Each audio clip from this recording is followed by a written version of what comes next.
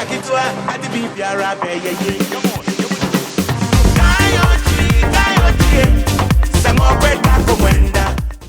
to another episode of Candy's World on Wheels. We have today a good friend of mine, John Martin. He has been in and out of the motorcycle industry for a good portion of his life, and he's come today to share some of his motorcycle history, and maybe we'll get off on some tangents and talk about who knows what. Conspiracies, money for conspiracies.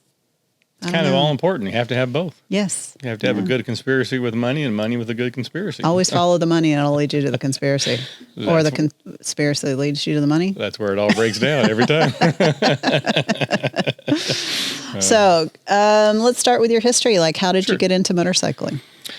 Well, it's actually quite interesting. I was involved in car electronics, back in the day when we installed cell phones into cars, if you can believe that. We've taken some out because they cause electrical problems. They do. They certainly may. And so I kind of came out of that world and was had a company up in Minneapolis that we did that. And I was had sold that company and started down the process of what was next. And there was a pretty famous regional motorcycle dealership, kind of a cool motorcycle dealership in Minneapolis called Trackstar at the time. And Michael Hudala, the gentleman that owned that, was a friend of mine, and he unfortunately had lost a couple of his OEM lines, and so he was out of business. That was what I basically knew. And I was out looking, I think I was looking at a condo or something in the general area, and I drove past the old shop, and there's like a bunch of cars out there, and I'm like, oh, that's weird. And I just walked in the door and saw him standing there, and he was standing there with his new investor, a gentleman by the name of Gary Kivas. And they were in the process of reinvigorating the dealership. And I'd never worked in the motorcycle dealership, but I'd known Michael for some time and been ridden a lot and was associated with the dealership. And 45 minutes later, I was the sales manager of the new up-and-coming company. Hey, there you go. And that's quite literally, how it started. Huh. And we went out and we took this outside funding from this gentleman who was the investor. It was a big motorcycle enthusiast. And I think by the time we were all said and done, we'd acquired, I think, 4 or 5 other dealerships. And, we'd put them all together into a new hat, and put this whole program together. And that was what I was doing when I ultimately started the process of wanting to be down here more in the summers and the winters, obviously, because, Minneapolis, a little bit chilly. No good for riding. Yeah. And I used to actually store a motorcycle down here. Mm-hmm. And we have a mutual friend by the name of Ron that was a friend of mine from the industry. So I would come down here and see him, and we'd ride and whatever. And I got it in my head that I wanted to be here. And there used to be another dealership, Kitty Corner, over here, as we all remember. I don't know if we can talk about him in particular. Okay. Yeah. so always in positives. In the positives, yeah. Uh-huh. So Motions was across the street, and I had some association with them through the various dealer, shows and such. And I had set an appointment up actually to come down and interview for a sales management position down there, and walked in and went through the whole process, and the owner was there, and we greeted, and some time went by, and I see him drive away, and another one of the managers there and I were talking, and another 30 minutes goes by. I'm like, where's Don? He's like, well, he left. Everything okay? Sure, no problem. Another 15, 20 goes by. Where the hell's Don? Well, are you here to interview for a manager position? Yeah. He'll do this. He'll leave for an hour or two and just see if you'll stay. He had some very interesting interview techniques, yes. And see if he can control you. And I immediately collected my stuff and drove Kitty Corner over here to the old building. Literally knocked on the door, walked in, met Steven, and we got to talking, and then Guido got looped in, and I don't think it was a month later we were on the process of making the move down here. Yeah. And I came down in 2004, which really blows me away to think that was 2 decades ago. But yeah, started in the old building, of course, met you, Guido, the crew, and it kind of took off from there. So, and that kind of rounded out the final part of my my motorcycle industry while working in it, other than some of the outside consulting and other OEM stuff that I've been involved with over the years. But I fully am aware of the fact how lucky I was to make the transition down here and have access to, the WOW machine and legacy and all the stuff that was in place. And I think I was lucky to be here in a very good time period where there was a fair amount of growth, not a fair amount, there's a significant amount of growth during that time period. Yeah, And that was right after the move from the downtown, the first initial location that was just mostly like a wholesale location. So it was moving into the retail development of it. Yeah, it was a great run, and I really enjoyed it, and yourself and others, and made some really amazing friends, and got to see the industry from the industry at the time, as you well know, coming out of yourself, was very much designed around very scripted.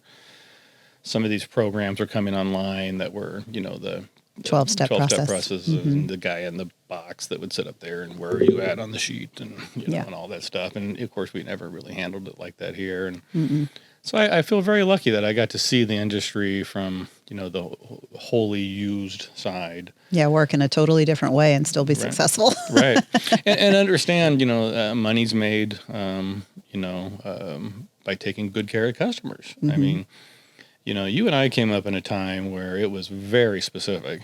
Get them in the box, hurt them as bad as you can, and and you don't need to see them twice. Yeah, that was always very devastating. Right. Coming out of that, bleeding over from the car industry, I really, if I could go back in time and change anything that occurred in the motorcycle industry, it would have been to keep that car, the negative, let's always say this negative portion of it out, because people, for spending money on motorcycles, they can buy anything they want if they're buying a toy. Right. Doesn't have to be a motorcycle, an ATV, side by side, whatever. They can go spend that money elsewhere. And when they feel like they've really been, had their arm twisted or taken advantage of, it sours them for the whole experience. So any dealers that are still just looking at customers as a one-shot deal, I encourage you to understand how much money it takes you to get a customer. So it's, and we only have so many of them, and we don't need to be running them off by, seeing them as a one and done. Well, and that was the beauty of WOW then and WOW now. I truly believe it is that you want to sell them every bike they're ever going to buy and everybody they ever know. Yeah. And people, the people that we met here, that I met here and have still know, many of them as friends, was really, I think, very unusual, certainly for the industry at the time. I don't really know the status of it now, but I do know that those philosophies would, in fact, bolster profitability in the short term, but the long term, it just wasn't there, and no loyalty was built, and, dealerships' parts room shrank and accessories room shrank, and you couldn't just try anything on. You couldn't get a part on a weekend, and, the program obviously morphed into the internet. Now, you've told me about how that's changed a lot, of how you do business, and I really think we really did get lucky, and you've kept on with it. But we'll call it the golden age. It was the golden age. It was much easier to run it in those years where the internet was not the basis of everything, where, I've referenced it many times already on the podcast, but to have the cycle trader, oh, what a beautiful thing. Oh, yes. Where everybody was there. Everybody was in it. And whatever you were looking for was going to be there, or in the Atlanta Advertiser. And that was how everybody found everything. Yep. And I really hope that there will be a revival of some sort. Nice, because it was, again, just so much easier. Everybody got the free yellow pages. It came to your house, a book this thick. I've got one just so my son can know what it is. We got one in the mail the other day. Did you? It's that thin now. Yeah. It's like maybe 100 pages, but we both were quite amazed. Yeah. Well, that it existed.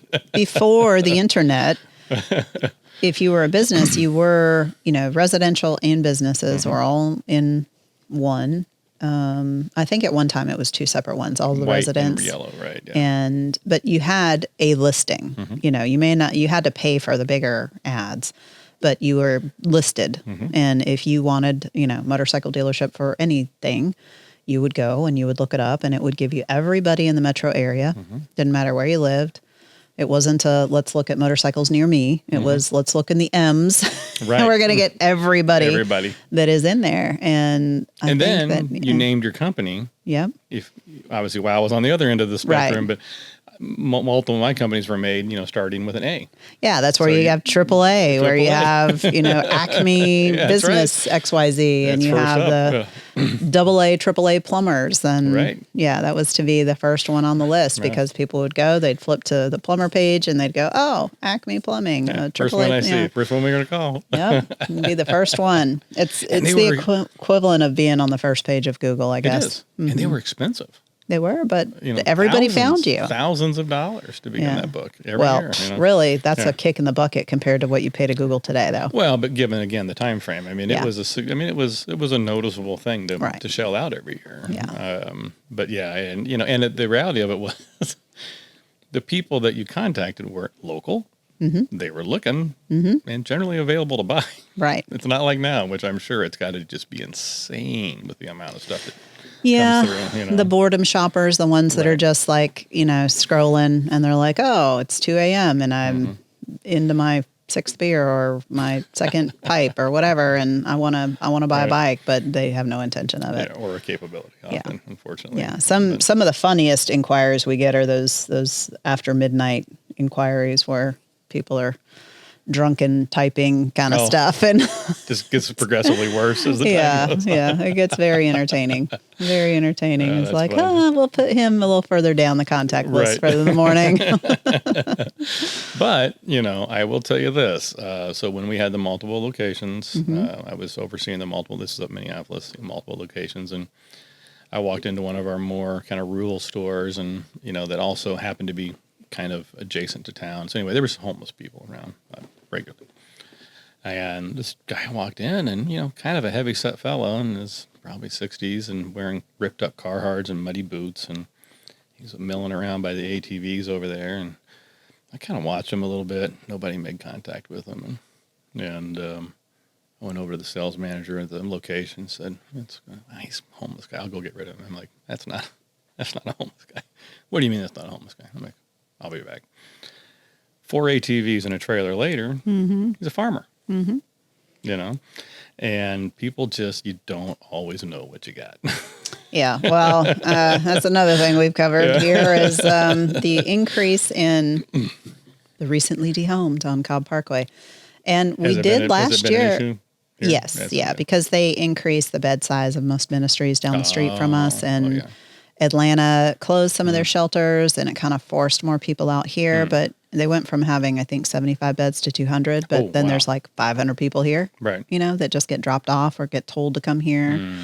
So it's not helping the situation. No. It's just devaluing people's homes and, petty theft. And then the Marietta Police Department actually had to create its own little homeless task force because then there's like warring gangs of homeless people fighting over turf and probably drugs and whatever. So it's created a whole mess of problems. And that's the part that's very, very difficult because we need the actual solution. We don't need just the automatic feeder of, here's some clothes, here's some food. We need the solution. And so much of it is that the person has to be willing. Well, some of these people are not willing because they're not capable mentally. And or they're so, addicted to whatever that their brain, their comprehensive brain is just gone. So it's been very, very frustrating. We've been on this road since 2002, so we've seen the changes. I remember before it wasn't. It existed, but it wasn't. There was a guy that we helped for the longest time. His name was Fred. I still see him. Yeah, you remember Fred? Yeah, we tried to adopt Fred. We tried to give him a job, but he couldn't. He could not. Forgot about that. I tried multiple times to give him a job. I'm like, dude, all you have to do is show up here at 10 o'clock. I'll give you some things to do. Right. And get you paid. Yeah. And he couldn't do it. So, but you feel sorry for them because they're somebody's brother, they're somebody's son, they're somebody's father. It's they're people. They're not just Listen, October 14th, 32 years ago, I was homeless. So yeah, happens. It can happen. I understand it. So it's, I hope that we will come up with a better solution than just these, because now, they've, especially in California, they've made it an industry. Oh yeah, And absolutely. once you create a job system around something else, it's not going to go away. No. So, but we really need to revisit how we handle this, because it's getting, epic proportions. Well, Minneapolis specifically is beginning to go through those pains right now, and the reality of what I've saw for the years I lived up there, and the people that I knew and associated with, and in government and finance and housing, they had very real. It was extremely obvious. Yeah. And everything that I'm seeing in the last couple of weeks is going on there is not even remotely surprising. And I think as they begin to peel back that onion, people are going to be just horrified when they understand really how bad it is. Yes. And, Well, there is more and more of that creeping out into the mainstream news. I hope it'll get to mainstream news. I shouldn't say that, because right now I don't think like the news is covering it. But it is absolutely just one more of the blatant misuses of taxpayer funds, like insane. And I don't know when people are ready to say, let's all come together and let's all agree that the government needs to be fired, because I think everybody fundamentally can agree that there is massive waste of money and massive just whatever. But let's not, so we don't have to. No, but it is interesting, whether it's industry, business, localized, large, whatever it is. I mean, there's scales, right, of things that need to happen, and funding that needs to take place. And, to your earlier point, when you make a cottage industry, and again, I mean, all of these things are necessary, but at what level, right? And people get addicted to the free money. And I get it. I mean, I can see how it happens. Yeah, like the meme online that says, there's signs all over the national forests and parks saying don't feed the animals because they become dependent on the handouts. Yes. Well, there you go. Hello. Well, and again, why wouldn't you if it's equivalent of working at a very low-end fast food job?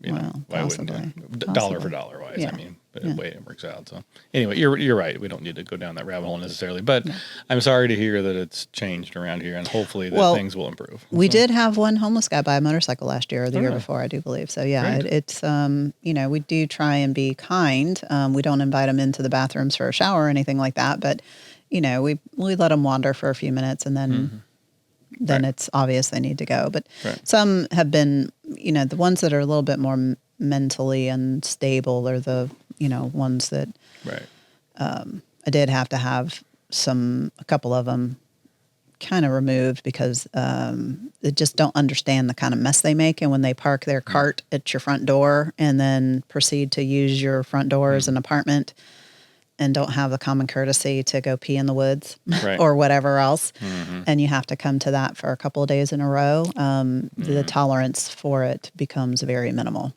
And I think there's a lot of reasons why some people actively do it, some people unknowingly do it. There's all kinds of versions. I mean, we certainly at the old building had very interesting conversations with all kinds of people who had all kinds of opinions about all kinds of things.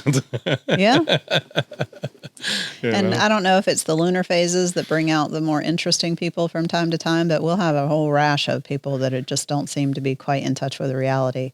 But I think that's just today. I think people are just very used to being able to say and do whatever they want. It works well. Yeah, for some it does. For some it does, for sure. But, and these new drugs. Like I said, I've been sober now for over 30 years, and I'm not as closely associated with the program as I used to be.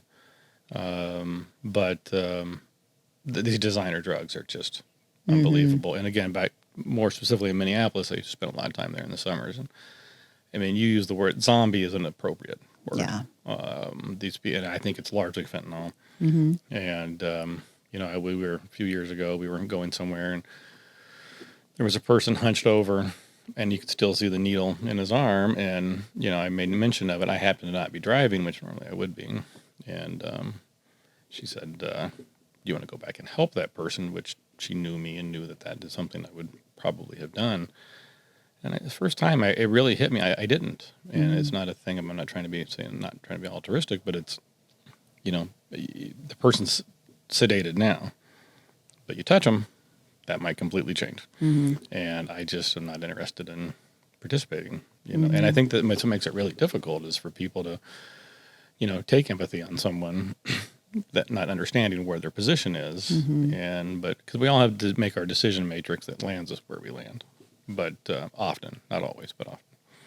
And but the drugs are very, very different now. Yeah, they are. We've seen with the high concentration THC stuff, a lot of people say, well, they're making a big deal out of it. And, it's no problem with smoking weed, no problem with this, no problem with that. Well, it's one thing for a high profile person or a motivated person to say, I smoke weed all the time and it doesn't demotivate me. Well, you're a different individual and you would be successful no matter what because you're a motivated individual. Good point. But you take somebody who's not a motivated individual and you give them something that's very demotivating. Then you give them something that's so high potency that if they have any mental instability whatsoever, it forces it through faster.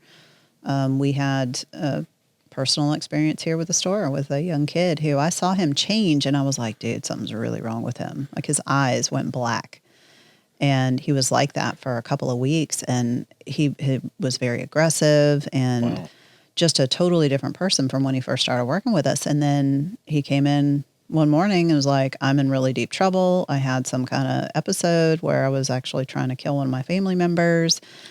And he broke down and told me that all this started and he started having these just different personality things happen when he started smoking these high concentration THC vapes. Is it legal here in Georgia? No. So he was also getting them from who knows where. Right. And kids will try anything sometimes, with a wrong influence, they'll try anything. Oh, I mean, think back to the days you would go to a club and people are just passing pills out like candy and you're like, okay, I'll take it. You don't even know what it is. No idea. No idea what it is. And, to see that kid change before my eyes in such a short amount of time to the point where he was trying to kill a family member because of this shit. Not hallucinogens, not... I mean, I don't know what was in it. Maybe they had something else rolled into it, but it's more and more associated with the highly concentrated stuff. It's one thing to be, snipping off a bud of grandpa's weed out in the backyard. And it's a totally different thing for these designer ones where they're growing them and they're splicing and dicing the chemical structures of them to make them stronger and stronger and stronger. And at one point, we shouldn't be playing Mother Nature with the stuff. I mean, it was already, she already designed it perfectly fine. How high do you need to be? Right. Like how high is high? Well, I don't want it in my sweet corn. Right? That's right. Or my soybeans. That's right. I don't want it in, Yeah. I mean, I would imagine the profitability of that goes way up as the potency Well, it'd be one up, thing if it's being made potent to dilute it, because then you get a better yield. Okay. And, the grow houses are very expensive to run because you have all the filtration and the lights and the exhausts and all that.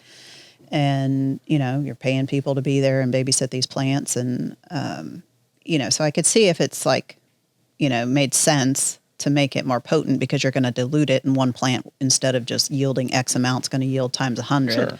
But I don't think it's working like that. But I don't know because, that's not my business. We have the medical, which for all practical purposes is just legal. I mean, near as I can tell, it's just everybody can get it. There's some fees involved, regularly that you have to go through, it sounds like. But yeah, I mean, you do see advertisements for these extremely high, but appear to me from, when I was a kid smoking marijuana, I don't think was probably the same thing. I mean, hell, I think when we were kids, I mean, if we got an actual flower with the bud, it was kind of a big deal. I think we were smoking the leaves, the stems, smoking the catnip. Yeah, and whatever else was in the leftover, I guess. I don't know. But it is interesting, and there's some other stuff out there. I did recently in the last couple of years started going to a kava bar in Florida, and the kava and kratom, they're teas that are derived from, one's a root, one's a leaf.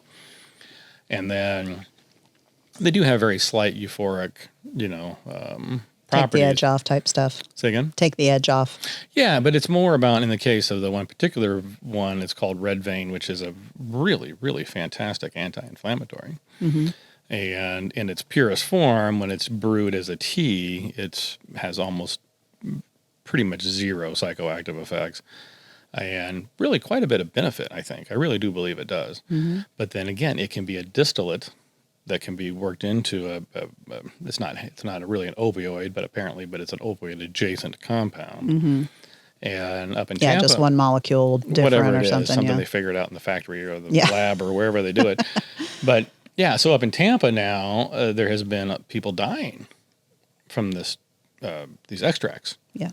Because it's like a heroin. Like apparently, people come in, they buy a drink, they're out of money, and 45 minutes later they got more money for another drink. And all the various things that happen between those two phases. Mm-hmm.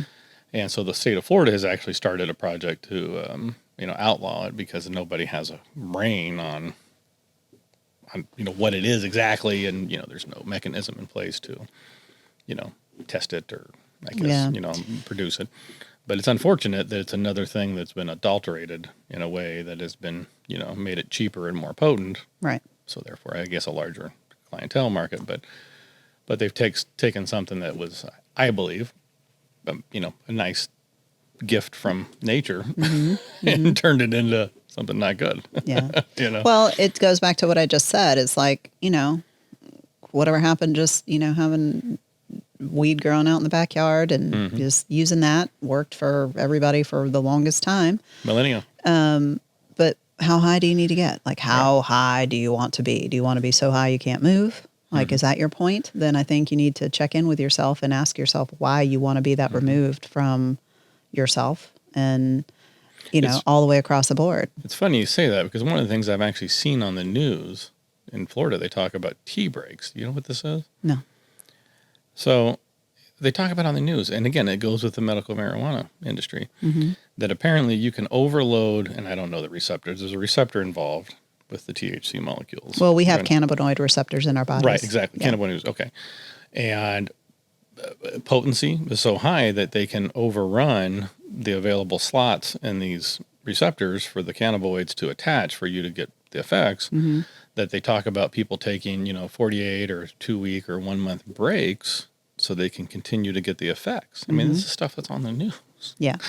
Well, I mean, I think it's really generally understood the THC stays in your system for 30 days. The THC stays there. And if you're for the testing constantly doing high potency stuff, then you develop tolerance. And, again, you're just kind of, for people who are doing it from a self-medicating kind of way, you're chasing your tail. It's like, let's address why you're self-medicating. Is it an emotional thing? Is it a pain thing? Is it, I'm hoping that with Neuralink, what Elon's doing, one of the things that is on their radar for the future is being able to help people with chronic pain, because I think you had a back injury at one time.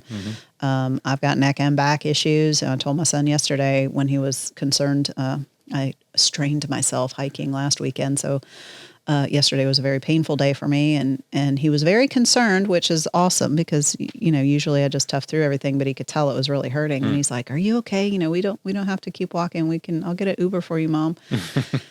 And I was like, I live in pain every day. I don't complain about it, right? Because there's really not much I can do about it. True.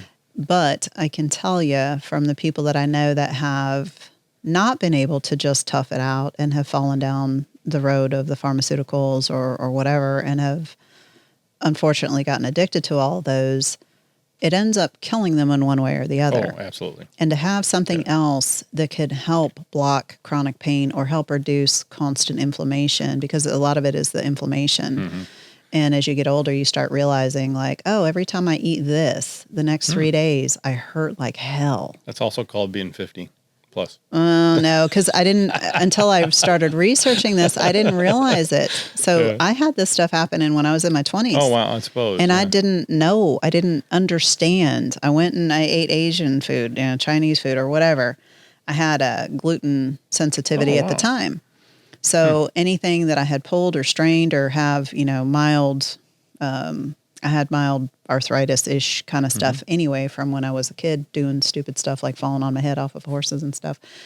I would just be hurting. But also at the time, we're riding dirt bikes all the time. We're going on long motorcycle trips. So I'm always attributing this hurts because of that. Because of the current physical activity. Right. But it took me a long time to pull the food into it. Wow. And until you have that moment where you recognize it because you've done like an extreme diet, like I have with just straight carnivore for weeks or months on end, and the first time you hit that slice of pizza and you can't move 2 days later, when you have that kind of stark, like aha moment, like, holy crap, this is why I felt like this for so long. Because you're not doing it regularly, and then that becomes the food intake becomes the anomaly, which then therefore shows the issue. But when you're young adult and you're living on ramen noodles because you're broke as shit, you've got the Papa John's pizza coming every week, the buy one get one. Thank God there wasn't Little Caesars back then. I think they were $5 back then. Probably. I think, for buy one get one. Right. And you're doing the Chinese takeout and you're doing the Mexican restaurant on the weekends with your friends, and you're in this constant state of, and then also the industrialization of cooking chemicals is starting to happen over the last 20 years and all this stuff. Like, yeah, we don't have any idea what's actually in a lot of this stuff. I don't think. I mean, they'd say what it is, but I don't know that it actually is. Yeah, I mean, I think people noticed it at places like Waffle House first, because I know most people would go to Waffle House after being downtown all night, hitting the Waffle House, and everybody's got like, the gut bomb ache in the morning. Sure. And everybody's like, no, it's that yellow grease they use at the Waffle House. And, killed me. It wasn't all the alcohol. It was the grease. It was the grease, yeah. Never mind the 12 drinks I had over the previous night. Right? But, people started kind of putting it together in some places because it was like very noticeable. And if I do venture into the Waffle House every now and then, I make them steam my stuff. I'm like, don't put that yellow grease on there. And they'll say, oh, yeah, we know it tears up people's stomachs. Well, it. Why are you still doing it to people? But back to what we were talking about with industrial complex. I mean, what is the cost delta for whatever the yellow stuff is compared to, let's just say, margarine? Probably not going to spring for butter, but, something that's recognizable. It's got to be minute. We did something really weird yesterday. So I got a coffee. I happened to be standing in front of the ocean, and it was a little full. So we poured it out, and it had milk in it. It was a latte, and it was so weird that it didn't just instantly go into the water. Oh, it like mixed? Or like stayed suspended? It stayed suspended for a good more than 10 minutes. Ooh. And salt water, though, may affect that to a certain degree. I guess. Any chemists out there that know why that would have happened? But I was like, that's not the reaction I was looking for. No, not specific gravity. It was kind of like floating. I'm like, look, it looks like a dragon.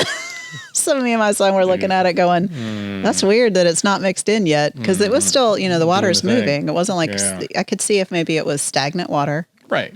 But we have little wave actions happening and stuff, you think it would mix. Yeah, so that was really weird. I was like, what am I drinking? It's not just straight mixing into the water immediately. Well, if it comes from a major chain, who knows? Yeah. We were in a little coffee shop the other day, and it was just, like from the public. Well, they have food cities up there, but, just a thing of milk. And I actually thought it was, you don't see that at the beginning. Well, I do actually for the last, since my son was born, I buy milk directly from a farm. Oh, that's got to be great. It is. Yeah. And I actually did a little experiment with a couple of people that worked here who, one guy had stopped drinking milk because he was diabetic, and milk does have a lot of like milk sugars in it. So he had just laid off it. And he had recently joined me in drinking some milk from the farm. So I'd give him like half of my gallon every week, and he was really enjoying it. And I went out of town and I bought some, Happy Valley organic something milk. And this is after I'm on the farm milk for some years. And that stuff, like immediately, like I had a bad weekend. Like tore me up intestinally. So then I had already read the book, something about, anyway, it just tells you the story about raw milk and what the dairy industry has done to milk in general. I can't imagine. So first of all, let me tell you guys that milk is not white, all right? The white, same color milk that you see every day in the grocery stores, that is not what milk looks like, okay? It comes in a variety of shades, and I've never, in the hundreds of gallons that I have purchased straight from the farm, gotten a white gallon of milk. In the summertime, when they're eating more clover, it'll have a blue tint to it, has much more of a yellow color to it most of the time. Sometimes it's been deep blue if they've really been in some really good deep grasses and lots of clover. So it's never consistent. always a different color. Does it affect the taste depending no, on the, so no. that all seems the same thing? It can be thinner or thicker. Sometimes it's more watery. It just depends on what they're being fed and the time of the year. Also, when they have babies, their milk production is different and it changes. So I already had known that they do something to it, and you read the ingredients, and obviously the ingredient list is not correct because they're putting some kind of whitener or brightener or something to make it all white, because it does not come out like that. Even if you homogenize it, pasteurize it, which just means basically you're boiling it. I haven't homogenized because I don't have a giant shaking machine, but I have boiled it many times for things, and it doesn't change the color. It doesn't make it white. So something else is something else is in there. So back to the experiment that I did. So I had the guy that had just started drinking it with me. And then we had 2 guys here that were lactose intolerant. So after I have this lactose intolerance episode, I'm like, maybe this is why people think they're lactose intolerant. So the guy that had been drinking the farm milk with me, I gave him some of the Happy Valley organic, whatever, told him to take it home for the weekend, gave the farm milk to the 2 guys that are supposedly lactose intolerant. And guess what happened? Exactly what you'd think. Right. So the guy drinking the farm milk with me had the same thing, major intestinal issues from drinking the store-bought milk. The guys that can't drink milk or thought they couldn't drink milk had no problem drinking it whatsoever. And that's because the full milk has all the enzymes and everything for your body to help break it down. To break it down, naturally. Well, that makes sense. So when you homogenize them and pasteurize, and then ultra pasteurize basically means that you're making sterile white water. There is nothing in there. Nothing at all. So, and that increases shelf life, I assume. And everything all that you buy in the store has been designed for shelf stability, and it is not good for digestibility. Now, how long does the farm milk last? 7 to 10 days. Oh, okay. So reasonable. But if you handle it properly. And that's probably was fresh, like fresh when you get it. Fresh. Right. Okay. That makes sense. Because I don't know how long it takes in a normal dairy to go from. Well, the issue with the farming is that it's so dirty. And that's why they have to sterilize everything. Oh. Because if you've ever seen, you can look online and you can see this drone footage of industrial cattle farms and industrial swine farms. It's crazy. The soil is ruined. They're disgusting, dirty, filthy. They cannot keep it clean enough because the volume that they're doing. The number of animals per square. And the number of animals. Right, it's just impossible. I've got some barnyard animals of my own, and just keeping just the 2 of them clean. It's impossible. They just poop. They're nonstop pooping machines. So it's it could be done if we went back to local farming, like every county has its own dairy, or every county has a couple of dairies. I don't know if you're familiar with Will Harris, the owner of White Oak Pastures down in South Georgia. I've heard of White Oak Pastures. He was on Joe Rogan, and Joe had seen him on Fox News, and of course it was like a barely 5-minute segment, and Will talks like Foghorn Leghorn. He has got that wonderful slow Southern talk where he's like doesn't have to be anywhere at any time. He's got that pouring molasses voice, and he cannot get in a hurry to tell you about nothing. You can't make that man hurry to talk. So Joe saw this little segment, and he was very interested in what he had to say, so he had him on there. And when I saw that, I had their newsletter because I had been buying their products already. So I was just like, I'm going to tell them I saw it, and I just replied to their newsletter, and I'm like, so excited to see you guys on Rogan. That's so awesome. And it turns out that their marketing person lives here in Marietta. Oh, wow. And her husband rides motorcycles and stuff. So we started talking back and forth about everything. And Will has got the regenerative farming thing on lockdown. And if you don't know what that is, he's 3rd generation farmer. And his father and grandfather in the 50s, I do believe, went to the industrial commercial farming. Whereas in Will's words, he becomes a murderer every single day. He's out spraying pesticides to kill bugs. He's out spraying herbicides to kill, growth that is not wanted. And all of that kills the soil. And he has these amazing videos online where he shows his soil and his neighbor's soil. His topsoil holds water, holds dirt, and the water runoff is clear. Right. his neighbor is losing topsoil like crazy. Right. So it's like that chocolate milk water running off, taking whatever topsoil he's got.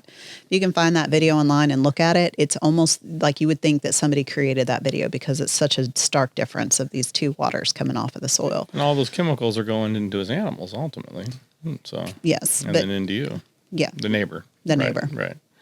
Yeah. So there's also these people who study soil. And our soil here, because we've just been doing the single crops, we're ruining it. And we've only got like 30 years left of being able to use the soil because we have not composted and put nutrients back into it. And also our food is devoid of nutrients because of this. So like if you get grow broccoli 30 years ago, 40 years ago, the amount of nutrients in it was real is probably 10 times what you get today because they hothouse grow a lot of that stuff now for shelf stability and also quicker turnaround time. But half of our deficiencies in our bodies is simply because we don't eat dirt anymore either. Like, I don't remember when I was a kid, like washing the vegetables before we made salads. No, we pulled it out of the carrot out of the ground and ate the damn thing. I absolutely like you remember just doing that. knock it off, knock some of the dirt off, maybe check for bugs. But, we used to eat more real dirt and the vegetables and fruits and everything were grown in much more nutrient dense soil. And people used to grow more stuff themselves and do the composting, putting the nutrients back into the soil. Oh, sure. So at White Oaks, he has his own abattoir, and he uses pretty much every single bit of the animal. So all that's left over of the carcasses that they don't sell off for dog food or bones or whatever, they create a big compost pile out of it. I imagine it stinks to high heaven. It does. But, ash to ashes, dust to dust, return to the earth. And that makes some seriously good growing soil. Oh, I bet it does. And he has got wonderful, wonderful stories about all kinds of things. And he's got another video called like 100,000 Beating Hearts on how he layers the animals. So all the animals have their purpose on the farm. Within the substrate. Right. Oh, wow. Because you have animals that graze certain things and you want layering so that it gets grazed kind of evenly. Oh, so when different animal comes in and eats a different thing. Right. Oh, I see. And then also he's using a lot of his herd to go and keep the solar fields that they have down there, the solar panel fields, because now half of middle Georgia is full of solar panels, for those who don't know. And instead of killing all the weeds and stuff with pesticides, they're taking herds of sheep and goat and letting them go through there and managing it that way. Yeah, because then that's much better for the ground. Because a lot of the solar fields, I think they've found that because of the way that they cover, it's not the best for the soil. So by allowing the animals on there, because the animals trampling and then the animals' manure being left behind, that's putting nutrients back into the ground. That's incredible. Yeah. Yeah. He's a really, really, really amazing guy. In my next life, I have all kinds of hopes and dreams to have, regenerative farming popping up all over the place because we may not have a choice. It may happen to us whether we like it or not. Yeah, I mean, it might be coming one way or the other. Yeah. So if any of you are interested in that, he also wrote a book. So it said his title is The Bold Return to Giving a Damn. Yeah. And he's very, very outspoken on a lot of things. That. And, also one of the things he talks a lot about is, I think he calls it greenwashing. Because there's, you see all these labels of this is organic or this or that or the other, but apparently that can be BS. I do know, like in poultry, for example, if they're all natural, right? If they're finished, which means 1 or 2 days with some kind of natural grass, then they're free range. Yeah, but they really came out of a barn with the other 10,000 chickens. Yeah, I know that's a thing. Yeah, so. And then also the processing now that happens outside this country is freaky. Like, why are we sending chickens and swine to being processed in another country and shipping it back here? And not just like Mexico. That's gross. Like Africa, Middle East. I mean, like... Well, it's a lot in China. Yeah, a lot in China, right. And these animals have been dead for a year. Oh, no. And now it's on your plate? Yeah. Yeah, No interest. Yeah, I've noticed the way that the texture of the meat has changed. And I'm rare grosses me out. I am rare to throw away, but a very large retailer starts with a W that has a presence in very, sparsely populated areas, and the only place to go. Yeah, it's the only place to go, and I've a couple times have bought specifically pork there while we're on the boat going places. Smithfield pork? I don't even know what it is. And I am not one to throw food away, but I have thrown those away because you forget about the previous time when you did that, right? Made that mistake. And you take a bite and you're like, this is inedible. It's weird. You know? I don't know if it's because it's been frozen for so long and it changes the tissue texture. Full of stuff. It's injected. Yeah. Also, the way that the ones that sell it by the pound will inject it with water and sodium, it's cheaper, to kind of get up the weight. And that's, I think, also another reason why the texture changes. But if you take, a true straight from the farm chicken and you look at the breast texture on that, it is so different. Well, it's got striation. Yeah. Same thing with pork. Pork has, a texture to it, real pork. Yeah. And the stuff you buy now looks like I don't know what it looks like. It's gross. Yeah, it is weird. Yeah. It is. Anyway, moving off of that topic. Yeah, I've been getting more into the game meats and stuff like that just to have a variety. Doing a lot. But people won't like it. That's the thing. I mean, people will go to Paris, France and find a Ruby Tuesdays. That's weird. It's odd. It's not right. They don't have Ruby Tuesdays in Paris. I don't know what they have in Paris, but it's, but they wouldn't go buy a local meal. When I was in Madrid, I went to walking to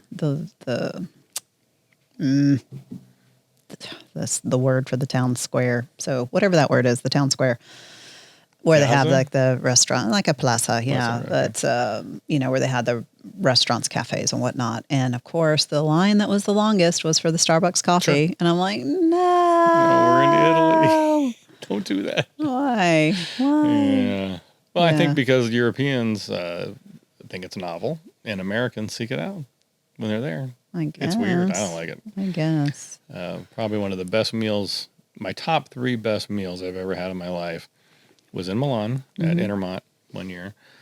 And we were staying at, I think, the Four Seasons. And we left to go to the show. This is the large international motorcycle show that happens every year. It goes back and forth from Germany and Italy. And I just saw this Italian sign that said restaurant, and I noticed one day there was a Lamborghini parked out front, kind of half on and half off the curb. You're like, seems like a good place. Seems like caught my eye. And we walked down there, 3 of us one night, walk in. My German sucks. They spoke no English, really. Yeah. And they had German, no English. They were definitely Italian. And all we heard could decipher was, do you like fish? Do you like beef? Do you like pork? And the answer was yes to all of the above. And then for like the next 3 hours, here comes the food. And we're in a place that's smaller than this studio. It was an unbelievable meal. And I don't think a single vegetable, a single piece of meat came out of anything that would touch it. It never touched a piece of cellophane, I'm sure of it. It came from somebody's home farm. And it was an unbelievable meal. And then the bill comes. This is pre-Euros. It was whatever equivalent.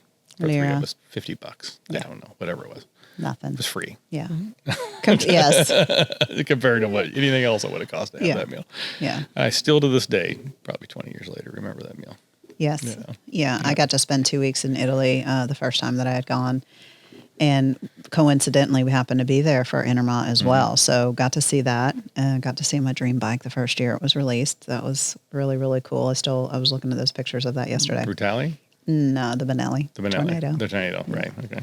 Yeah. And that's where it was on my radar. I'll own one of those one day. And I remember you talking about that. I know. I got it. Somebody's holding it for me in their living room right now. He promised he'll give it back when he's done. So I have to find a green one for him. Okay. So that's what I'm trying to do now is find if anybody knows where a green Benelli Tornado 1130 is, let me know. I need it. It's a need, not a want. But the 2 meals, so many meals stood out because we were with friends. So we were staying in people's houses. And so we got like real stuff.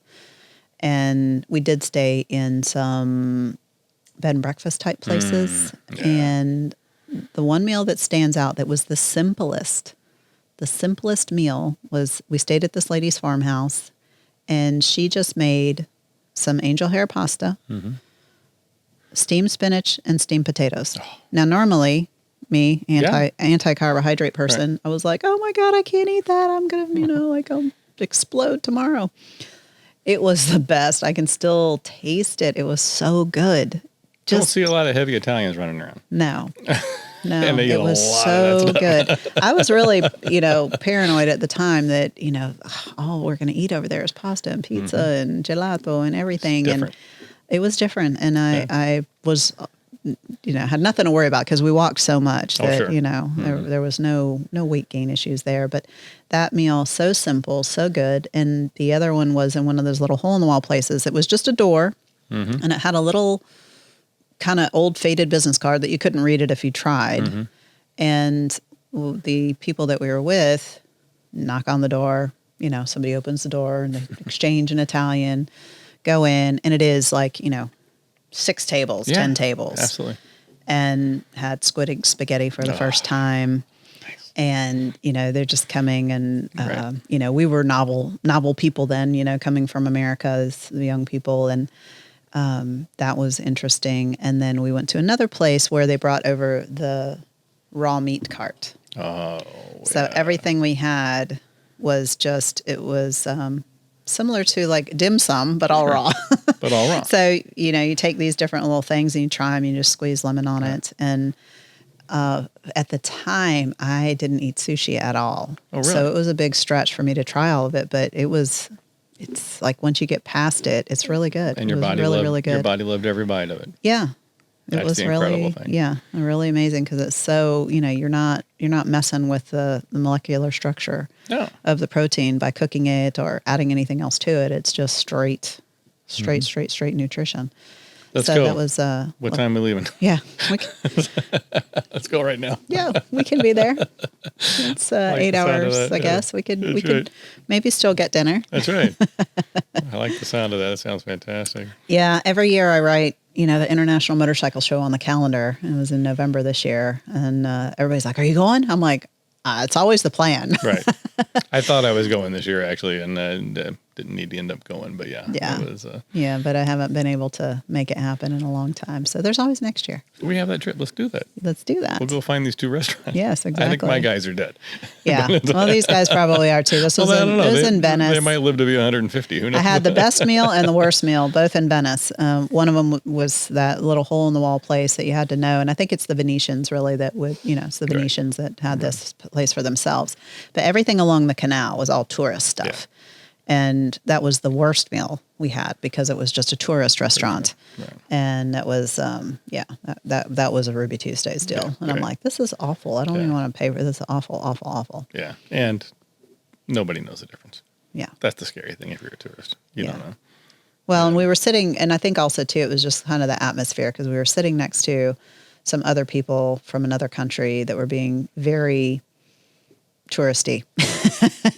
It was annoying because when I travel, I try not to be an American tourist, or, tourist in general.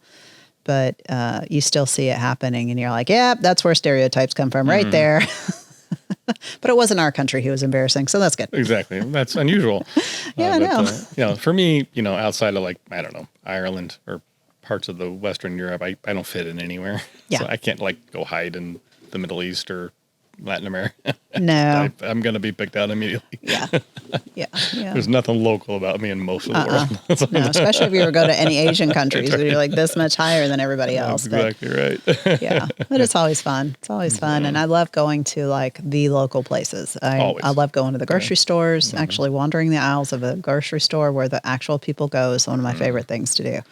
And they're helpful. Yeah. The locals are helpful and the owners are.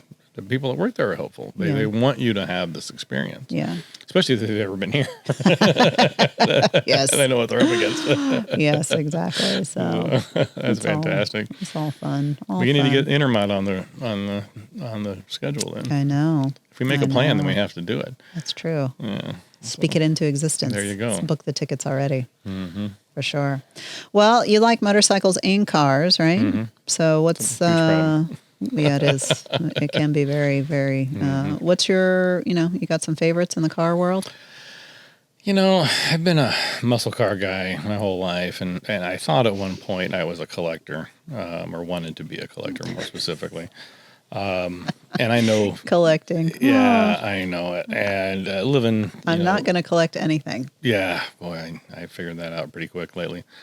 And then, dealing with some of these people that I deal with down in Southwest Florida that have I just know. insane Collections, yeah. But they have also people. See, that's the big delta. They have people and unlimited funding. So I've Yeah. kind of moved away from that to a certain degree. I've done a few cars over the last few years, and I've actually had some success selling some muscle cars that, I didn't, completely clean my clock the other direction because Southwest Florida again. Yeah.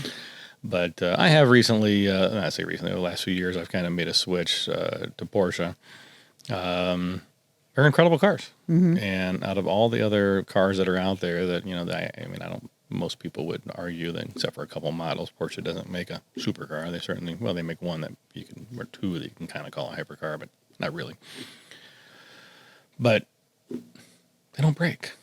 I don't know. I haven't fallen in love with them. I've driven several. I want to do the Porsche experience because so many people should.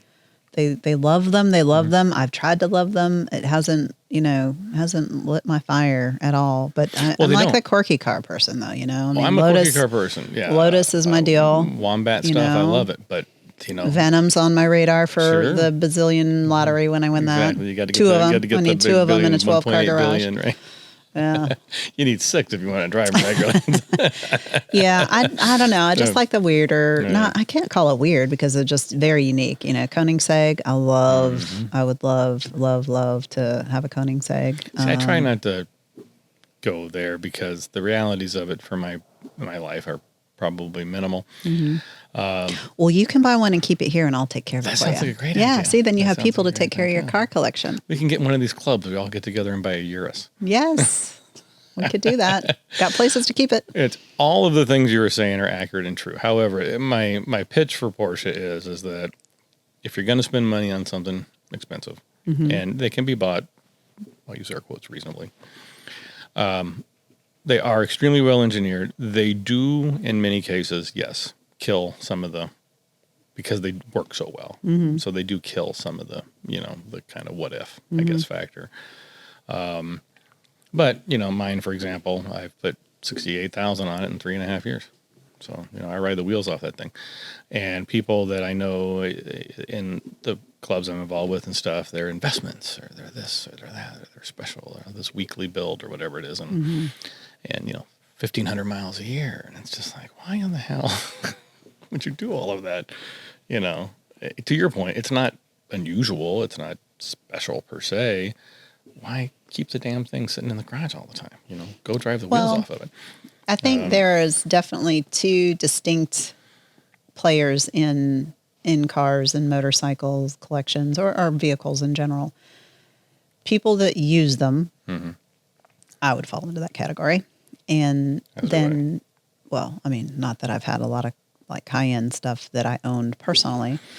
And then people that make it an art form. Yes. And they are usually two different kind of people. And I think it just depends on your perspective on things. And I think when you work around vehicles all the time, they do lose their specialness because you're handling everything all the time. And you can't lose sight of the fact that you're handling somebody's baby, that you're handling somebody's bike or car that, they don't want 2 crumbs on it or, a speck of dust on anything. So you can't get complacent in that sense because it could also be something that you would never even consider owning, but that's somebody's baby. It's their entire focus. That's absolutely right. And whether you think it's the biggest POS or ugliest, prettiest, whatever, if it belongs to somebody, you need to treat it like that is their pride and joy, regardless of what you do personally. And in the internet world, with everything's a build, right? There's that. Yeah. And I've heard the term lately: don't yuck someone else's yum. Yes. I like that a lot. Yes, that's a good one. That's a good one. That's a good new term. And that one is it's a winner in my opinion because again, there are certain things in the car like I don't understand Carolina squatted trucks. I don't have to. I'm never going to own one. People are way into it. I like everything for its uniqueness. There you go. Right. I wouldn't own all of it, but No. you know, I've going to the car shows. I think that I get something in my focus every single time differently. Yeah.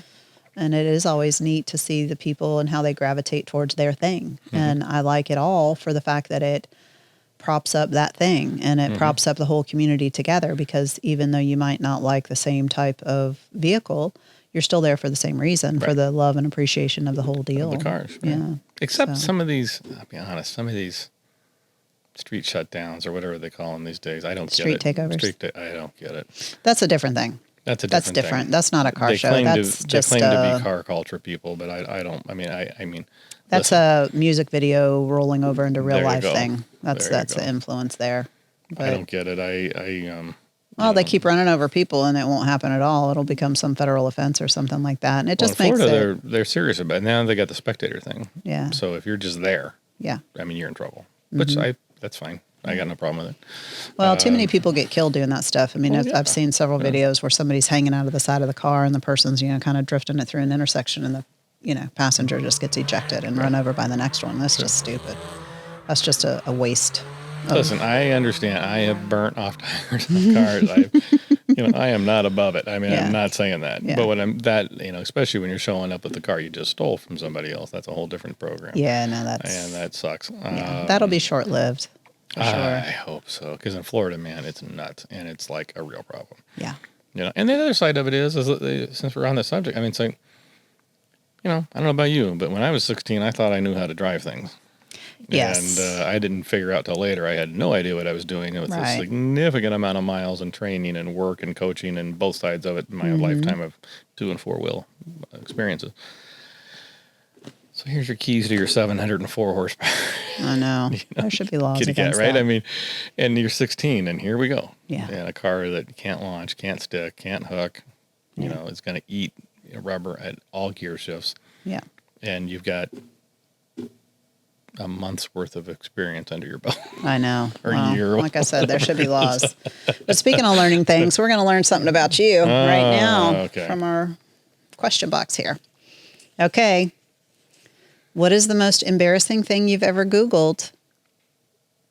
And did you find what you were looking for? Well, we have to preface this just a tiny little bit.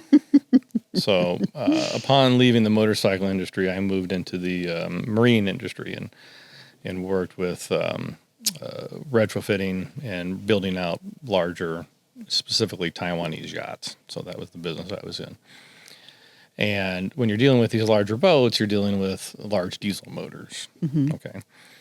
And large diesel motors have all kinds of large things about them, right? So, one of the interesting things about specifically like up in Chattanooga where this event, this reasoning took place, they got muskrats. Okay. Yeah. And most of these boats have very, very large exhaust systems. Which and, muskrats are giant rats, for those who don't know. right, what a or muskrat small is. beavers, depending on how you look Yeah. at it. So, Rodentia family. yeah, exactly. It's a football-sized animal. And what they'll do is they'll... And they swim in the water. And they swim in the water. That's the key. That's the trick to this whole story. That's the wharf rats. Wharf rats, Yes. yeah. Same thing, same program. So what they'll do is they'll get into an exhaust system, and they work their way up because they're looking for a hole, a hutch, whatever they do, a boro.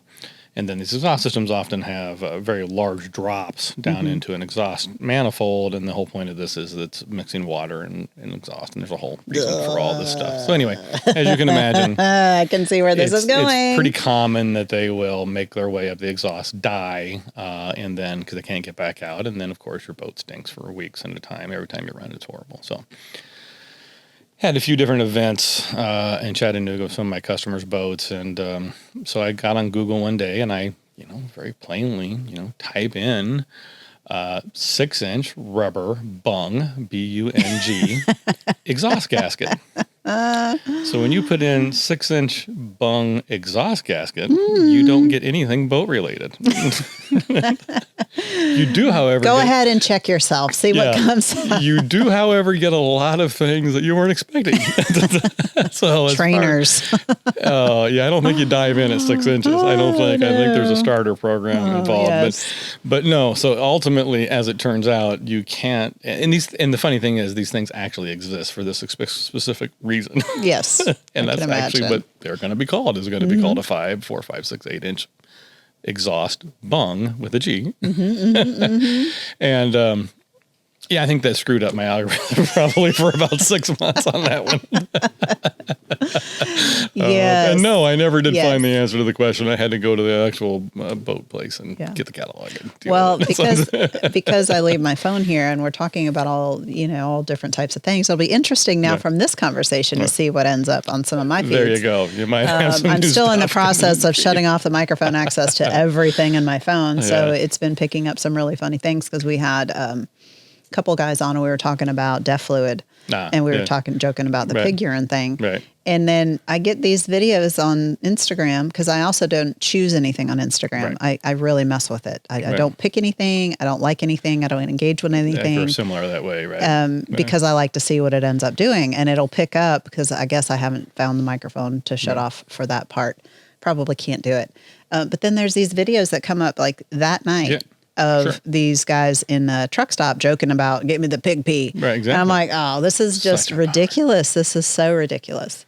The listening and everything that goes on. But and I don't know where you landed on the DEF thing, but I mean, I've torn down a lot of diesel motors, and I know them well, and this whole program just destroys motors. Well, yeah, that's kind of where we were going with it in general. Is that we were talking about the redundant BS that regulatory agencies hand down that they don't care because they don't have to do it. No, so. and it's in my opinion, there's a lot of designed obsolescence in that. Yes, for sure, and Scandia popped out a new motor over in Europe. I think it's a V12 diesel motor, no emissions on it.